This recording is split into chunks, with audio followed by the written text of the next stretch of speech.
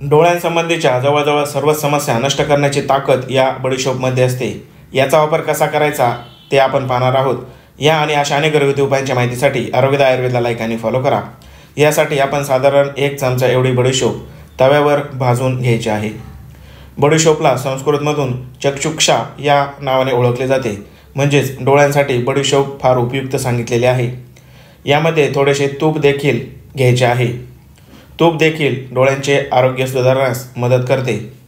यानंतर पाव चमचा एवढी ज्येष्ठ मध पावडर मिसळून हे व्यवस्थित भाजून घ्यायचे आहे।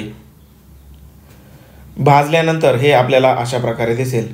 डोळ्यातून सतत पाणी येणे, डोळे दुखणे, अंधुक दिसणे यांसारख्या समस्या या उपायाच्या नियमित वापराने नष्ट होतात।